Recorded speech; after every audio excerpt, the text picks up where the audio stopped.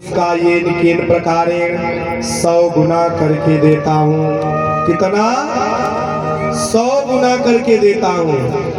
1 रुपया खर्च करेगा तो 100 दूंगा, और 100 रुपया खर्चा करेगा तो अब हिसाब लगाते रहना घर जा करके। प्रेम से कहिए राधे राधे। सो देना तो हमको ही है। जहां पर 100 की विदाई देनी होगी वहां 1000 देगा। जिस संत को 1000 की विदाई देनी होगी उसे 10,000 देगा। देना तो हमें ही है। इसलिए ये कथा उस बात का प्रमाण है कि धन धर्म में खर्च करने से घटता नहीं है, बढ़ता है, वृद्धि होती है महाराज। यही यज्ञ है जिसमें महाभारत का बीज अंकुरित हो गया था। युधिष्ठिर के महल की विशेषता थी, अच्छा भाव लेकर के जाओगे तो सब अच्छा दिखेगा, और बुरा भाव लेकर के जाओगे तो सब उल्टा दिखेगा।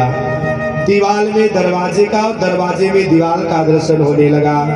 जल में थल का और थल में जल का दर्शन होने लगा। जहाँ पर सूखी भूमि वहाँ धोती उठा करके, और जहाँ पर जल है वहाँ पर ऐसे तो फिसल करके गिर जाता है। जहाँ पर दरवाजा है वहाँ जाता ही नहीं, और दीवार को ही दरवाजा समझ करके जाता है तो टक्कर हो जाता है।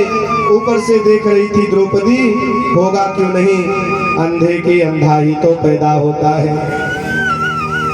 वाणी ऐसी बोलिए मन काया पाखो, और को शीतले करे आप शीतल हो। एक बार बोलने से पहले 100 बार तौलना चाहिए। वाणी की गंभीरता को परखे बिना ही शब्द निकालने वाला विवेकी नहीं हो सकता है। इसलिए पहले परखिए और तब किसी को बोलिए। महाभारत हुआ कथा आप सभी जानते हैं। सुखदेव भगवान कहते हैं, राजा परीक्षित, भगवान के बहुत से भक्तों की चर्चा करी हमने, अब भगवान के एक सखा की चर्चा करूंगा। कृष्णस्यासीत सखा कश्चित् ब्राह्मणो ब्रह्मवित्तमः विरक्त इंद्रियार्थेषु प्रशांतात्मा जितेंद्रियः। श्री कृष्ण के कोई कश्चित सखा हुए, ब्राह्मण सखा है, ऐसे वैसे नहीं, ब्रह्मवित्तमः, श्रेष्ठ ब्राह्मण है, विरक्त है इंद्रियों से, जितेंद्रिय है, नाम नहीं लिया और पूरी सुदामा चरित्र श्रवण करा दी।